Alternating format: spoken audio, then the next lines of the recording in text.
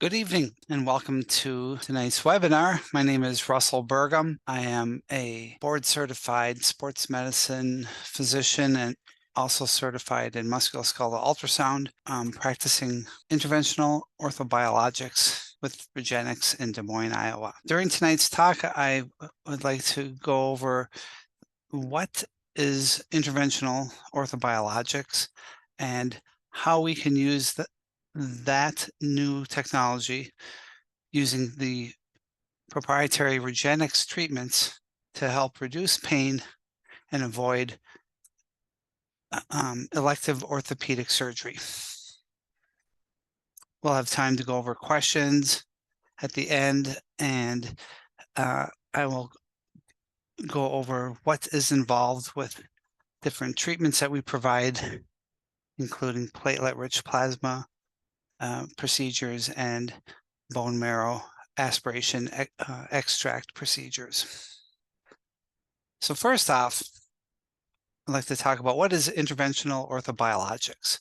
Interventional orthobiologics is a fairly new specialty that involves using the patient's own cells to treat orthopedic conditions through non-surgical interventions, primarily precision-guided injections using ultrasound guidance, such as on the image on the left, and X-ray guidance called fluoroscopy, image on the right.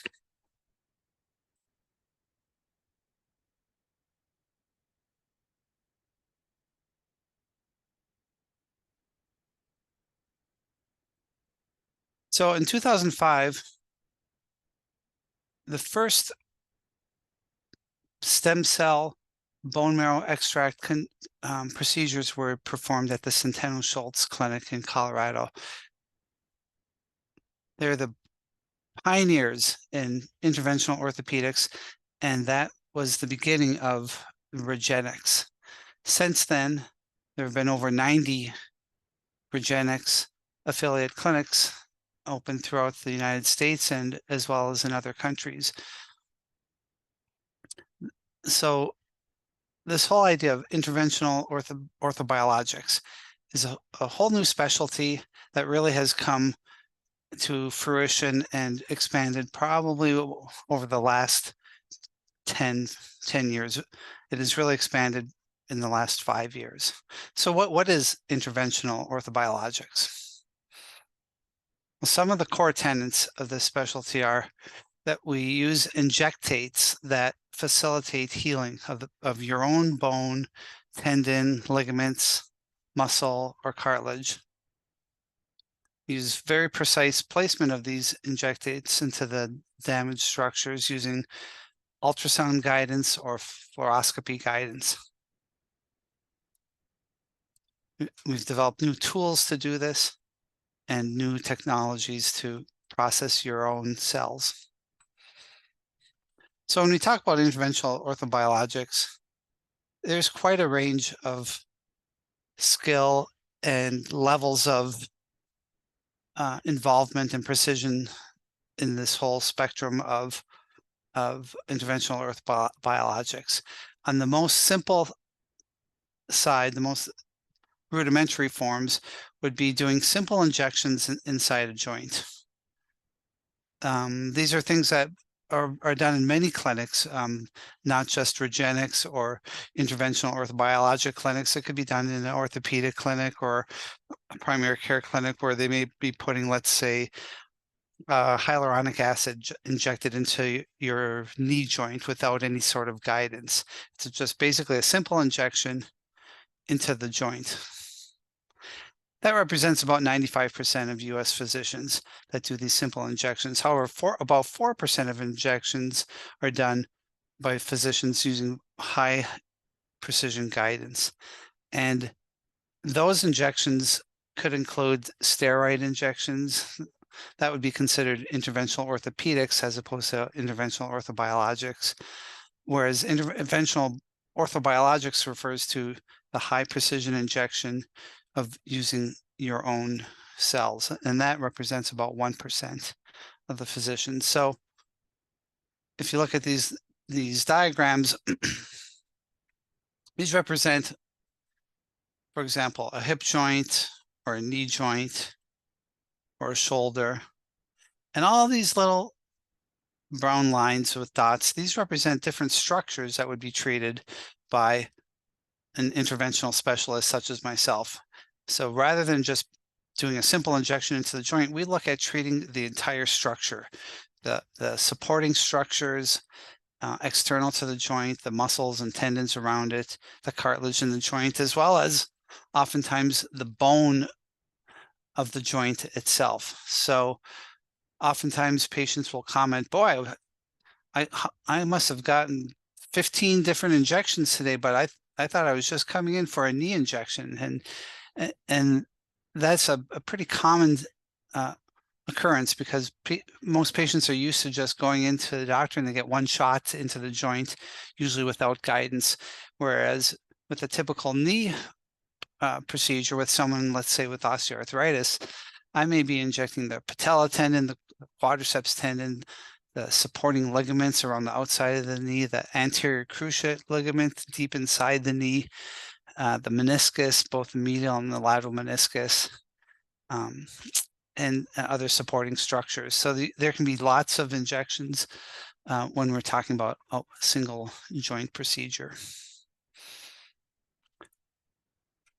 So in Regenexx clinics, we are very different from the other stem cell clinics you may hear about on the radio or see ads in the newspapers or in magazines.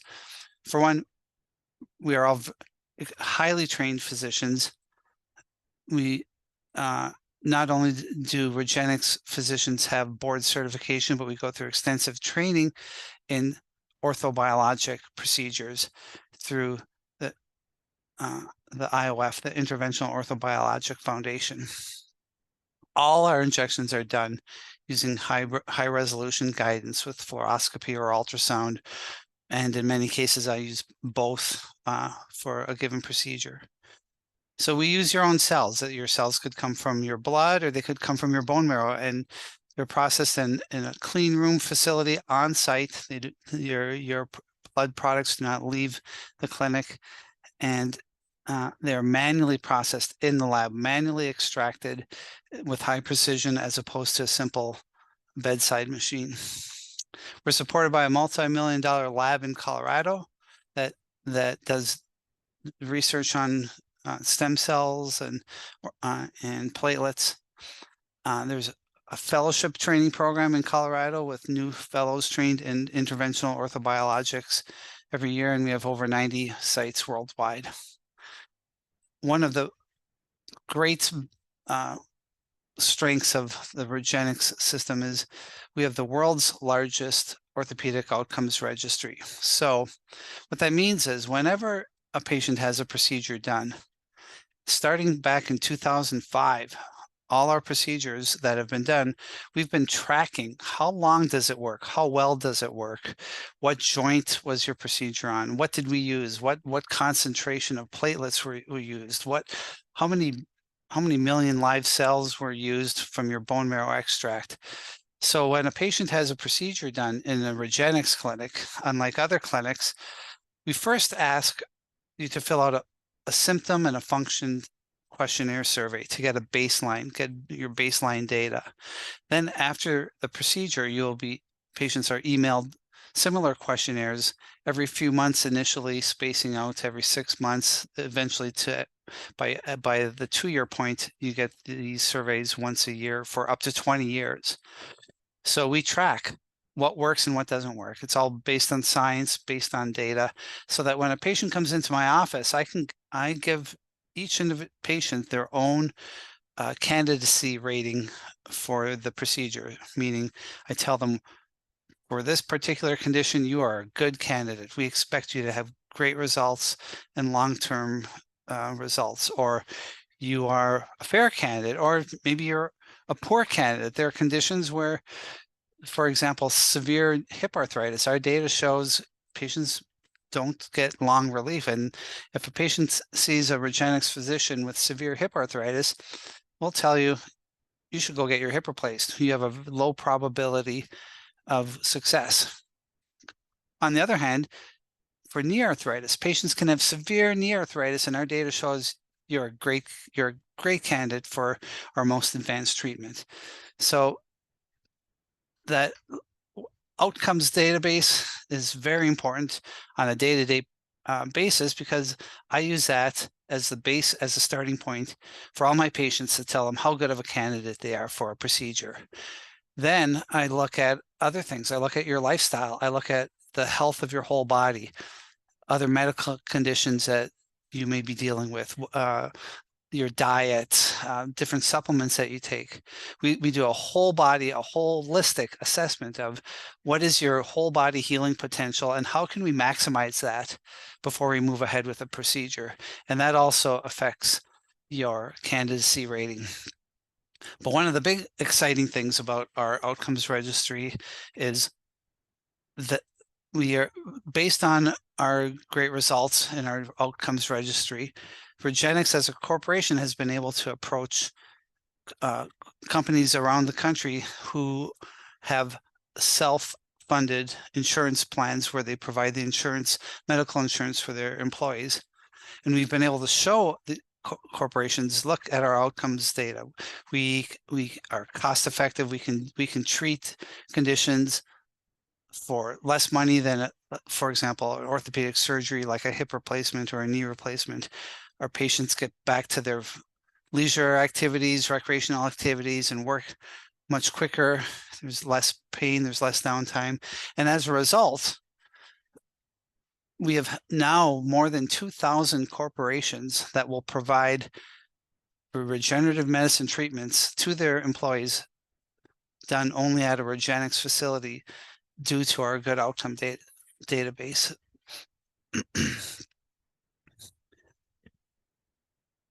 So what areas are tracked, and what have we been treating? If you look in our outcomes database, which is available online, if you search for Regenexx, and you can look at the main website, there'll be a section where you can pull up data for areas treated, and you can pull up all of our outcomes data for free from any computer, and it'll show you what our response rates are, how many patients have been treated, how long do we get results, etc. So as of just the other day, I pulled up the latest data. We are currently tracking 20,804 knee procedures, 16,000 lumbar spine procedures, just over 8,000 shoulder procedures, 6,000 hip, almost 6,000 cervical spine procedures, just under 4,000 foot and ankle procedures, just under 3,000 hand and wrist procedures, and 1,736 elbow procedures. So as you can see, knee is our largest across the whole Regenexx registry. Knee issues are our largest area that we treat, followed by lumbar spine, shoulder, and hips.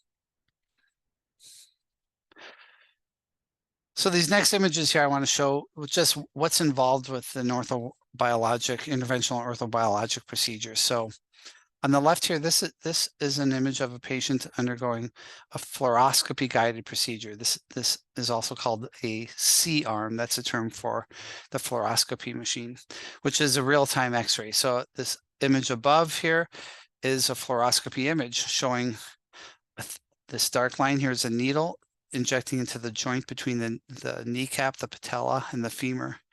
And below it shows the corresponding MRI of the patient with arthritis underneath their kneecap, and this white area here. So that's an area where the bone is breaking down inside the patella, inside the kneecap. That's called the bone marrow lesion or bone marrow edema. And you can see that on MRI. We can't see that on X-ray or ultrasound. That's important because when patients have these bone marrow lesions, they are precursors to rapidly progressing arthritis.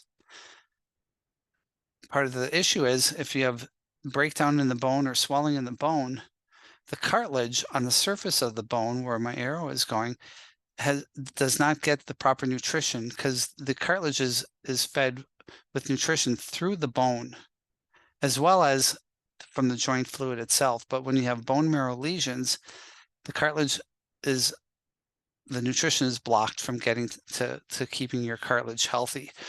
Well, fortunately, there have been numerous studies dating back to, I want to say 15 years now, starting in France, showing that you can treat these bone marrow lesions using an injection right into the bone, right into that area. It's called intraosseous bone augmentation. You treat it with injecting platelets from your blood or bone marrow cells or both. And that's what this line above here shows. This is a bone trocar, like a thicker needle that's going into the patella. These are treatments that we do routinely in our clinic here in Des Moines and throughout the Regenexx network. These are procedures that are rarely, if ever, attempted in other clinics. This is an advanced treatment for advanced arthritis. So other things that we treat in the knee that aren't treated in other clinics would be tears of the anterior cruciate ligament, or the ACL. So on the left here, we have different images from a fluoroscopy images showing injection into the two bands of the ACL, and off to the right here are diagrams showing those bands of the ACL. So we can treat tears of the ACL. There are some restrictions if it's a complete rupture, and we have diagnostic criteria that we take measurements on the MRI to determine if a patient is a candidate or not. But even high grade or full ACL tears, provided that the tendon ends haven't separated significantly, they can be treated. And there are many patients with partial tears that surgery just doesn't really do. They really don't have a good solution for a partial tear, and we can treat that. Similarly, in the shoulder, you have tears of the labrum called this is SLA, means superior labrum anterior. These are fluoroscopy images showing injection into the shoulder labrum, which is the lip of cartilage on the socket of the ball and socket joint. Carpal tunnel syndrome. We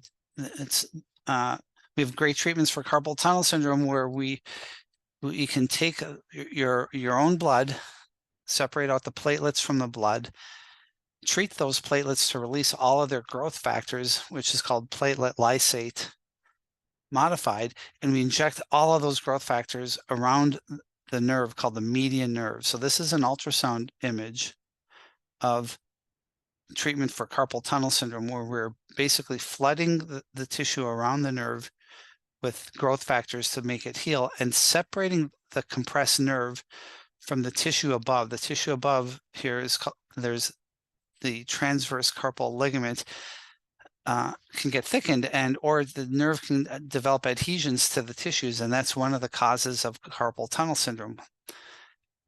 This is called a hydrodissection procedure, where we use a tiny needle and inject these growth factors around the nerve, and it separates the nerve from any adhesions to the tissues around it, and it bathes the nerve with healing growth factors. So why will interventional orthobiologics replace elective orthopedic surgery? Well, it's less invasive. I'm using small needles and occasionally larger needles or a bone trocar, but it's still much less invasive.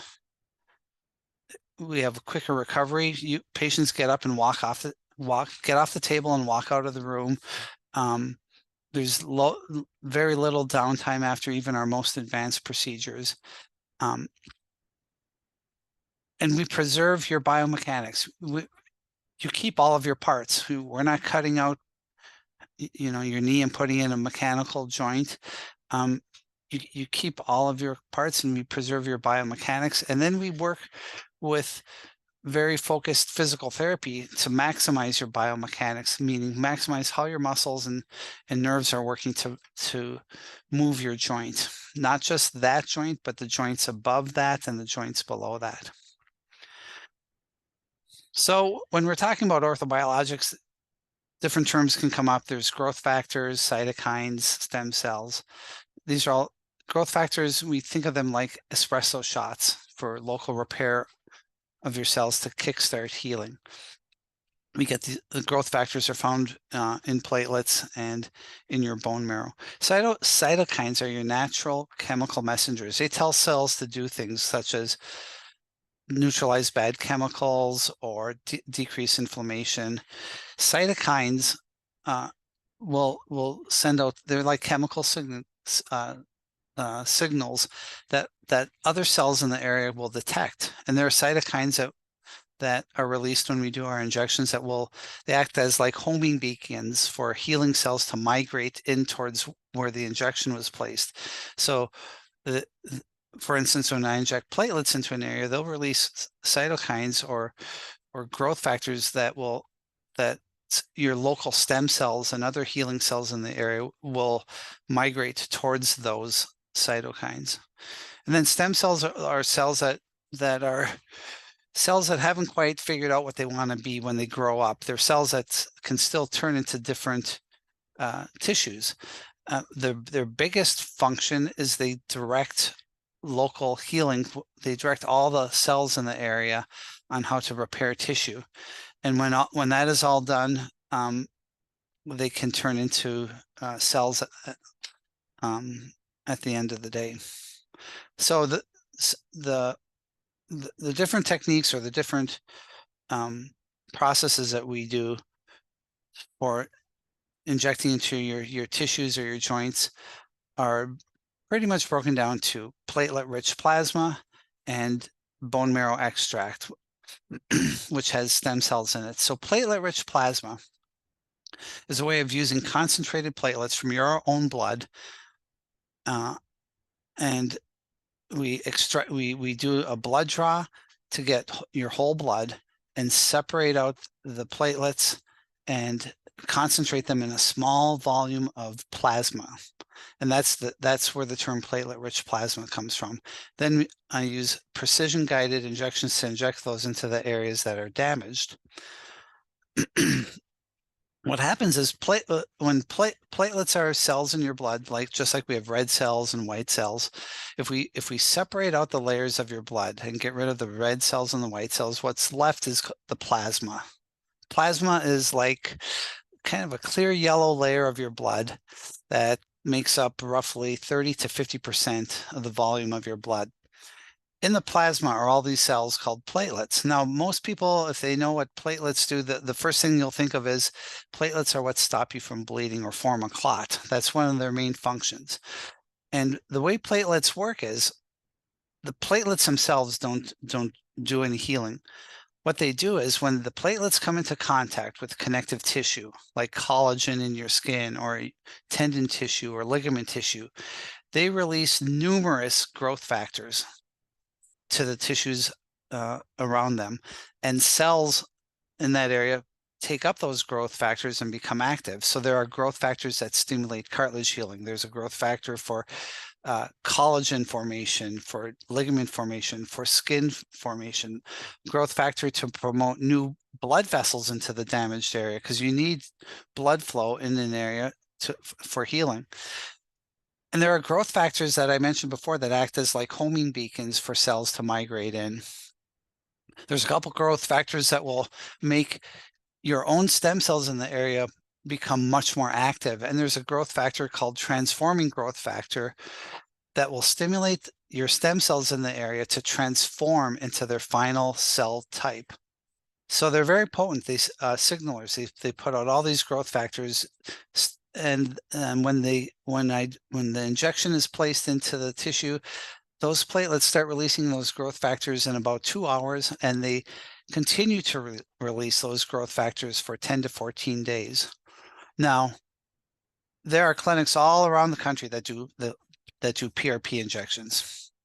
The difference is, if that isn't done at a Regenexx clinic, those clinics are reliant on a kit that they have to buy from a device manufacturer that they run the plasma through, and that kit will generate platelet-rich plasma at a fixed dose or a fixed concentration for everyone. So Everyone coming through the door, whether you're 30 years old or 80 years old, whether you've got mild arthritis or severe arthritis, you basically get the same dose. And that dose on some of the best kits on the market is not adequate for treating, let's say, arthritic conditions or tendon issues in people who are over age 30. We know that because there's been research looking at does concentrating your platelets to a higher degree make a difference? And it does, and it's an age-dependent difference. So what do I mean when I'm saying the concentration? Well, if we just took your blood, your whole blood, and injected it into a tendon or a joint, that would be 1 times your platelet concentration. So if we take many vials of blood and separate out all the red cells and white cells and get the plasma and combine all the plasma from many vials of blood, intermixed in that plasma are all your platelets. So let's say you have a big vial of plasma with platelets all throughout it. If we take all those platelets and then put them in a small volume of plasma, that significantly increases the concentration, or like the dose. So in Regenexx clinics, every clinic has its own lab on site where I basically write a prescription. I say I want this many milliliters of 20 times concentrated platelets and this many of 10 times, and your blood is drawn, it goes directly to the lab, and it's processed, and we re-inject it that day a couple hours later. So we customize your dose, we customize your treatment. Everything is customized to each individual patient.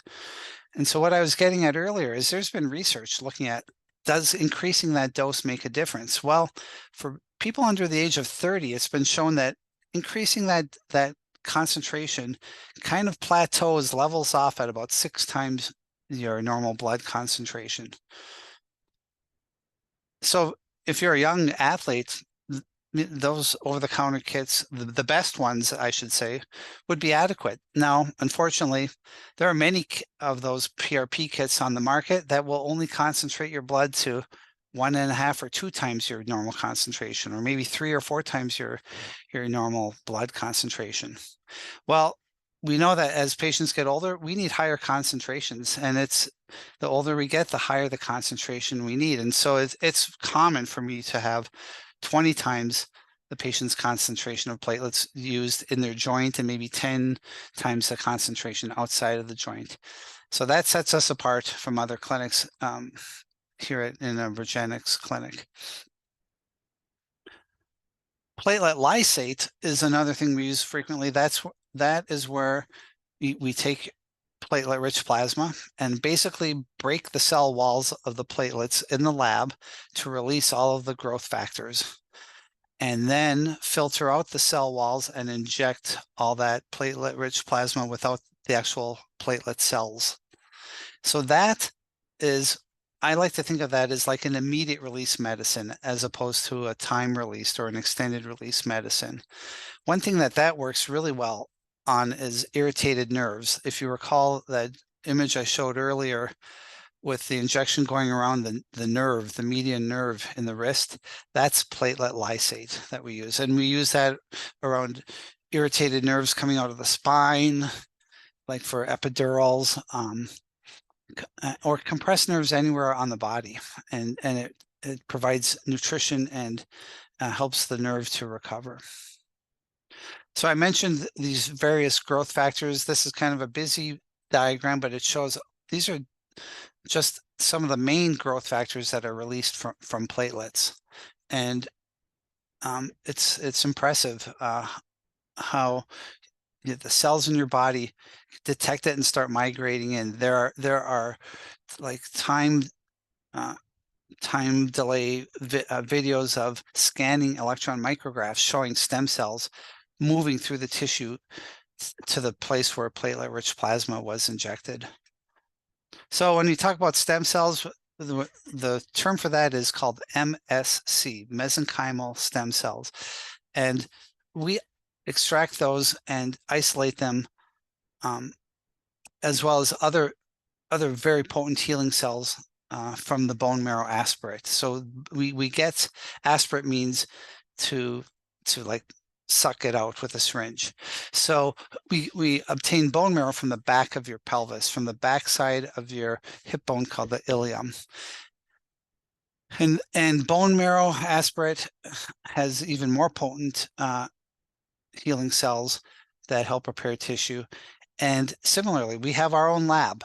So we take a large volume of bone marrow from your pelvis and separate out the very potent healing layers of cells and re-inject them that very same day. And it's to a much higher degree than can be done on the bedside centrifuges that other clinics may use. We also count how many live cells we have. So with every patient bone marrow procedure, all the Regenexx clinics will have a cell counter in their lab. We count how many live cells there are, and there's a small portion of those live cells are stem cells. And so we have criteria that we meet to make sure that we have an adequate dose of cells, and we measure that. And that's another thing that is tracked on the Regenexx patient outcomes database.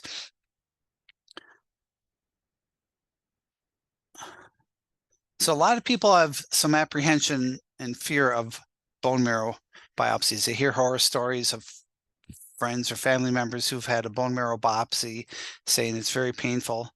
And I tell my patients, let me back up. Whenever I'm doing one of these, and I do many a week, as I'm drawing out the bone marrow, I always ask the patients, tell me what you're feeling.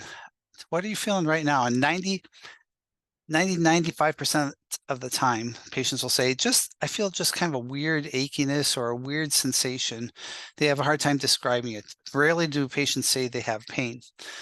But these images show the tools. In the middle there, in the palm, that's a bone trocar. So it's a device that's got a central little there's a sharp tip with a kind of a center needle in the middle that can be removed. Over here shows the different parts of the bone marrow, bone trocar separated, and on the right here it shows a bone marrow aspiration actually being done. We offer different types of sedation. We can use nitrous oxide or laughing gas. When we do this procedure, most patients will opt for mild sedation through the IV sedation with pain medicines. But I've had many patients who have said, I'll just take some Tylenol, and they do fine. So it's a sterile surgical procedure. I do a complete surgical scrub on the patient. You'll be lying on your stomach. We scrub the skin with surgical soap, have full surgical drapes, surgical gowns like is shown here. And like I mentioned, we have conscious sedation, and it is well tolerated, and patients are always surprised. Oh gosh, that was nothing what I worried or what I'd heard about. So on the left here, this shows a drawing of someone lying down. This is called this area is the iliac crest. This is kind of a zoomed in, showing the area that we treat. I mean, the area that we go into. And if you really look in, it zoomed in even more. On the bone, this is the cortical bone. That's the hard, dense bone. And inside, it's like a honeycomb appearance. That's where the bone marrow is. And this shows the bone trocar going through the bone. So this is another view showing this is the pelvis. This is called the posterior iliac crest, and this shows the trocar going in. So another thing that's different with Regenexx treatments is our research labs in Colorado, they've studied this. They look to see what is the best technique to get the highest number of live cells. And we do a technique where we take little bits from several different depths in the bone from several different sites. And that has been found to give us the highest number of live cells. Well, when I'm doing a bone marrow aspiration, not only do we use IV sedation, but we inject local anesthetic from the skin down to the surface of the bone. The surface of the bone out here is where you have sensation. It's called the periosteum. So I inject the local anesthetic all the way along that to numb it up. The actual cortical bone has no nerve fibers. So kind of boring through the bone doesn't, there's really no pain from that. What patients feel is a pressure change when you're aspirating. So that pressure change is what causes pain. In most clinics, they will go with a bone marrow aspirate needle into one site and draw a whole lot of bone marrow all at once. So you get a large pressure change all at once, and that's painful. And I know that at some of the world famous clinics in the region, that's how they do it, and it's painful. Whereas at Regenexx clinics, we do it differently. It takes a little longer, but it's way more comfortable, and we get a much higher cell count. So this slide here shows like what are we getting from the bone marrow? We get stem cells. There are other progenitor cells that help cell growth. There are platelets. We can make platelet-rich plasma out of the bone marrow. There's healing lymphocyte cells and cells called granulocytes. So one thing that people often ask is, well, why don't these cells, like the platelets, they're already in our blood? Why aren't they going to the site of injury already? Well, we have MSCs resident throughout the tissues all over our body, but not in super high concentrations. We have platelets that are flowing through our blood all the time. And platelets need to become activated when they come into contact with connective tissue. Well, skin, for example, you get a cut, and unless you're on a blood thinner, you'll form a clot and it'll stop the bleeding and you'll get a scab and it heals up, relatively fast. Our skin has a vigorous blood supply, so platelets can get to cuts and get to the skin very fast. However, tendons, ligaments, cartilage do not have as good of a blood supply. Most tendons have a pretty poor blood supply. So that's why we take all these platelets, or we take bone marrow concentrate, and we pack them into a small volume and we guide them exactly where we need it. And that is why these issues, these areas, for instance, rotator cuff tears in your shoulder or ACL tears in your knee, they don't heal on their own very well.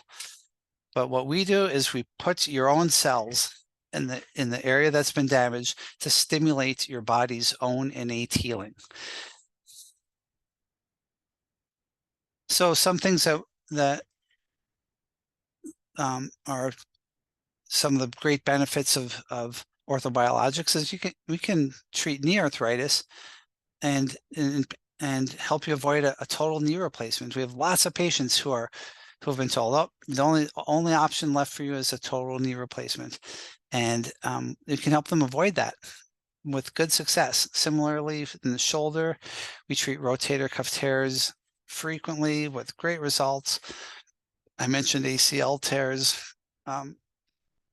So we're able to help patients even with severe arthritis avoid knee replacement. So it doesn't result in you suddenly, having the knee of an 18-year-old. We're never going to be able to do that, at least not in my lifetime. But it works by changing this toxic and pro-inflammatory environment in your body and promotes your body's own innate healing. So for this really is, these treatments really are now considered disease-modifying treatments, because we know we can slow the progression, or even in some cases halt the progression of arthritis. And the earlier you can get it, the earlier you can address it before things get more advanced, the better. Similarly, meniscus tears, that's the shock absorber pads that sits between the knuckles of your thigh bone and your shin bone.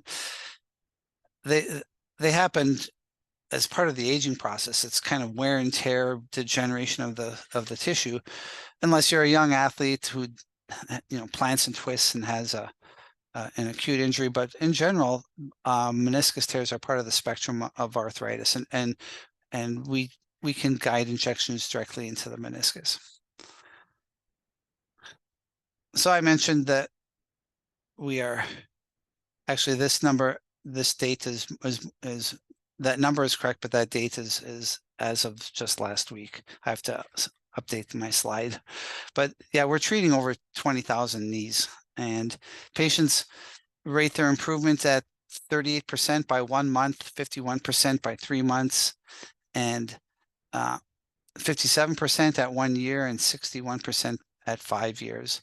Their functional rating, if they had a functional rating of 56% on average initially, it increases to 66% by a month, 73% by a year, and 76% at 5 years and beyond. And patients will generally will have reported a 43% pain decrease by 1 month. So these are averages over all of our patients. So I mentioned this idea of bone augmentation. We use fluoroscopy and ultrasound guidance to treat that. We will use this to treat bone marrow lesions. So here's an MRI showing a bone marrow lesion. That's swelling in the bone.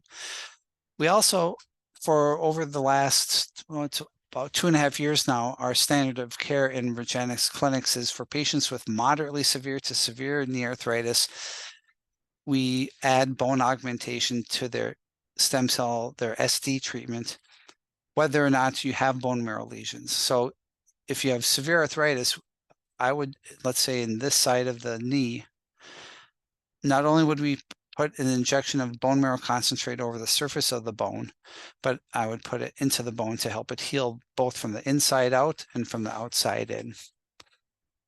And I mentioned the studies in Europe. Philip Hernigo is an orthopedic surgeon who was kind of the groundbreaker on these studies in Europe. So similarly, we do this for hip arthritis. This diagram up here shows one way of doing it to treat the ball and socket joint. Down below, it shows the trocar. So these trocars are similar to what we use to extract the bone marrow out of the back of your hip, but they're smaller and generally skinnier and shorter. But this shows it going into the shin. This is a knee joint, and this is into the femur, the knuckle of the thigh bone. So I mentioned we can treat ACL tears, we can treat other knee or joint ligament tears, and we can treat partial tears, we can treat full thickness tears, provided they haven't separated. But if you have full thickness tears that are retracted, they would not be a candidate for treatment. So again, I showed these pictures earlier. This is how we do it with fluoroscopy, guiding the injections into the ACL. So also shoulder arthritis, rotator cuff tears, shoulder labrum tears, these are all very common conditions that patients often have to have surgery with varying degrees of success. And we can treat these very well. So I just want to take a little diversion and talk about some of the hype that we see around stem cells. I mean, if you do a search on Google, you can see all kinds of books and seminars and people talking about how they got stem cells injected into their veins to treat their whole body, or to treat their dementia, or to treat who knows what. There's a lot of hype around stem cell treatment. The whole term stem cell is really come under scrutiny because so many people are misusing that terminology. So whenever a new technology comes out, there's kind of 3 phases of how we accept this or adopt this into practice. And initially, people will think this is magic, it's great for everybody. And then as you get a little more mature knowledge, you'll realize this is great and it helps almost everybody. And as you come further along the knowledge course, you'll say, let's figure out who is a good candidate. And that's what we do with every patient in the Regenexx clinics. We determine, are you a good candidate or not? If you are a poor candidate, I'll tell you, go get your hip replaced. Now that said, there will be patients who'll say, you know what, I can't have my hip replaced, or I don't want to have my hip replaced. Can we still do the procedure? I'll say, we can, just I want to have you make a well-informed decision. And there are patients who, in spite of our outcomes database, that have severe for instance, hip arthritis, or I've had a number of patients with severe ankle arthritis. And similarly, on our outcomes database, severe ankle arthritis, you're considered a poor candidate. Well, I've had them get great results. So, you know, we're talking statistics, and so there's always going to be outliers. Some people who respond better, and some people who respond poorly. But the bottom line is, everyone gets a candidacy rating, and it starts with our outcomes database. But I fine-tune that based on your own personal lifestyle, and we work with you. We spend a lot of time going over dietary recommendations, different supplement recommendations. Regenexx has studied all the different supplements on the market, and they've been able to grow cultures of stem cells in the research labs in Colorado, and they expose them to different supplements, and we can see which supplements make stem cells grow faster, which ones don't. Similarly with prescription medicines, there's lots of prescription medicines, including cholesterol medicines, some of the blood pressure medicines, acid suppressors, lots of steroids. Lots of medicines will actually inhibit stem cell activity. So we work with patients to say, hey, in the next couple months, can we transition you to maybe a different type of blood pressure medicine, or work on ways to reduce or get you off of your cholesterol medicine? How can we get treat your obesity? What can we do to maximize your diet? Because there are things in your diet that can change your stem cell activity. Eating a healthy diet that's rich in omega-3 healthy oils, different nuts, fruits, vegetables, there are berries, blueberries, raspberries, strawberries, pomegranate, they all stimulate stem cell activity. So I go over things like that with the patient. We go over the different supplements to help increase their candidacy. I talk about there are other things in your lifestyle that you can do to stimulate stem cell activity, like weight training, resistance training. We've known for years that if you do strength training, like let's say in your upper body, it can help a fracture in your ankle heal faster. Recently, they've actually found out what that chemical signal is, and they're called myokines. So with resistance training, your body releases myokines, and those myokines stimulate stem cell activity throughout your body. So we talk about all those types of things with our patients when we're determining and trying to optimize their candidacy rating. But one of the biggest abuses, didn't mean to do that. One of the biggest abuses we see is people being sold treatments where they're going to get umbilical stem cells or placental or cord stem cell injections. You see that advertised frequently. I've have many patients who've had them, and they haven't been real happy with the results. But these different stem cell treatments from amniotic tissue or cord tissue or placenta tissue, this has been studied not only in Regenexx research labs but at institutions around the country that have shown that these cells are dead tissue. They're dead cells that are being sold. I mean, if you think about it, this is considered a drug by the FDA. It's regulated by the FDA. Whereas your own cells and your own bone marrow, those aren't drugs. They're not regulated by the FDA. But in order to take someone else's placenta tissue and put it in your body, it has to be sterilized. So if you're going to sterilize cells, you kill them in the process. Now, some of these manufacturers have said, well, but there's still growth factors that are released, and the growth factors are in the injection. Well, that's been also analyzed, and it's been shown that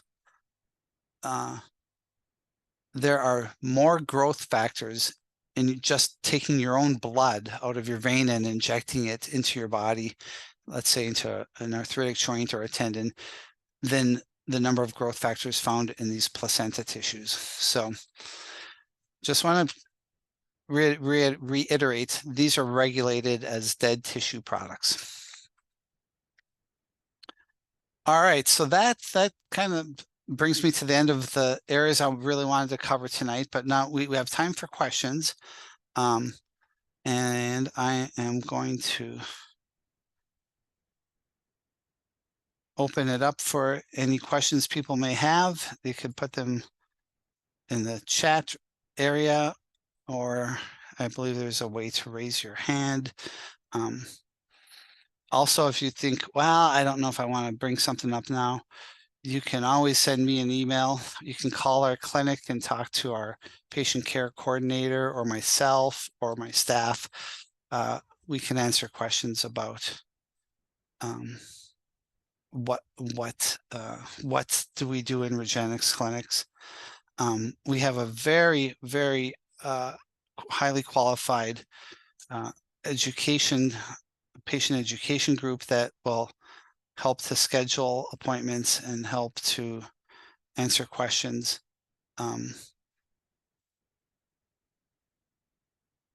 And probably the easiest way to do that, to get into that sort of data stream, or if you say, you know, I want to know, am I a candidate? Is this something that I could be would work for me? Is I'd say go to the Regenexx Des Moines website. You'll see our website, and on there will be a section that's where it says, am I a candidate? And you can type in your information and contact information, and our education team will reach out to you and have a phone discussion and let you know, are you a candidate? Are you what sorts of areas do we treat? So we have a few questions here. Number one is, have you ever worked on or treated a jaw? I have, and I'm guessing we're talking about something like TMJ. That is not a highly. Yes, I have treated the jaw. Other Regenexx clinics have treated TMJ. We just don't have many patients in our registry where I could say, oh, 80% of our patients get great relief. But from a biologic standpoint, it makes sense because that it would work because the temporomandibular joint, it has a little disc in it called fibrocartilage disc that's very similar to the meniscus in the knee. And so, yes, we have treated that. Do all treatments include drawing blood marrow from your pelvis? No. So the platelet-rich plasma in the Regenexx terminology is called SCP, super concentrated platelets. That involves a blood draw, and we draw, the number of vials that we draw of blood is dependent on how many areas we need to treat, what your age is, and it varies from clinic to clinic, but I'd say across the Regenexx spectrum, about 70% of our procedures are platelet-rich plasma procedures. In my clinic, I want to say it's about 60% are platelet-rich plasma, and about 40% involve extracting bone marrow. Okay, hold on, we have a patient.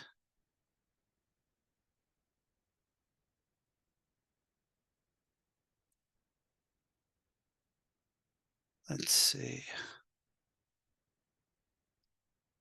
How many treatments in a person's life can be formed on any one problem area?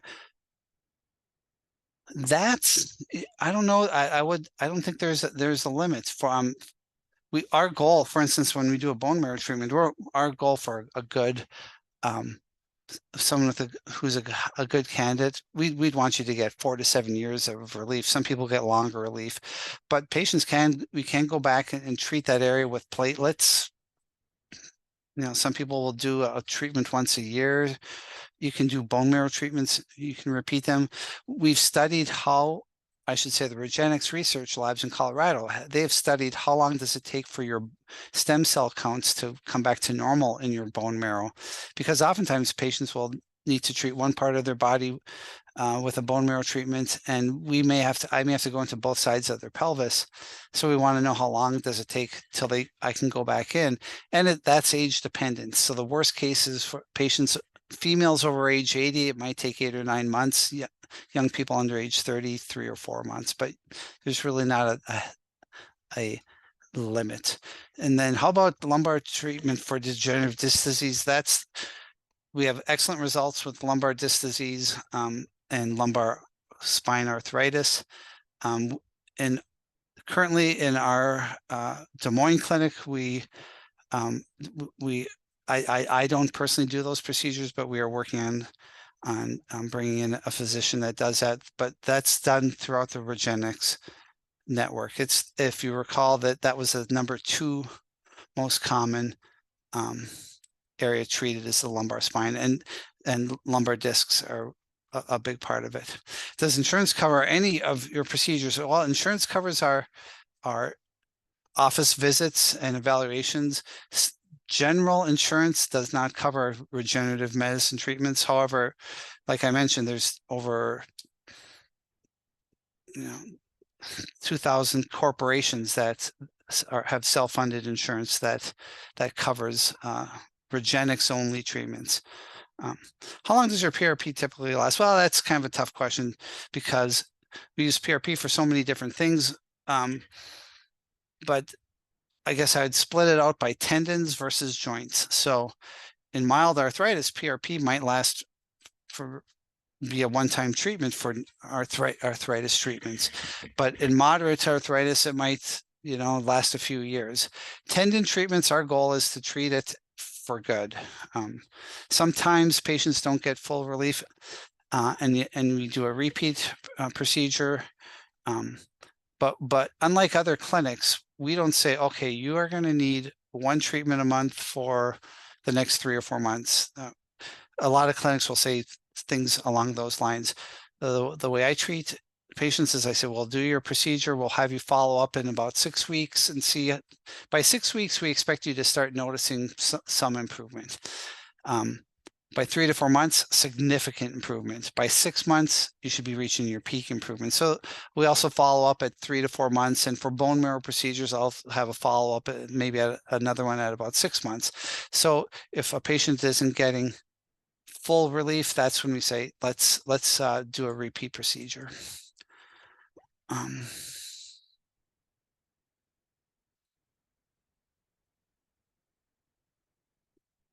All right. Well, let me see. I think that addresses all of our questions so far. Like I said, let me get up my information here. Here's the contact information if you want to call the clinic directly. I'd highly recommend going to the website because on the website there's information where you can access the outcomes database. You can contact our education team, and they can work with you on scheduling an evaluation. How many procedures have you done over the years? Oh boy. Well, I've done, so the little background, for probably 12, 14, no, about 15 years, I was on the dark side doing steroid injections in orthopedic clinics in Minnesota with Mayo and in northern Minnesota with Essentia Health, using ultrasound guided injections. So I've done many thousands of injections. The stem cell, bone marrow, platelet-rich plasma injections those I've exclusively been doing for about the last 3 years. So I'd have to look at my registry, but on a typical week, we'll do anywhere from 4 to 8 treatments. Actually more than that. It's probably 6 to 12 treatments. It varies from week to week, but we do a lot. is it one treatment per 2 months, 4 months, et cetera, or one per year? No, we don't say you're gonna need one treatment every 2 months or every 4 months. We pretty much do the treatment and then follow up periodically, like I mentioned earlier, and we don't have a set um, regimen of you're going to need 3 injections in a row. We're going to need 2 injections or 4 injections. There are some areas that tend to need more frequent follow-up. Like the lumbar spine is one where sometimes patients may need to go through 2 or 3 rounds of treatment, but for most of the joints, we're doing your one treatment and then having follow-ups to reassess.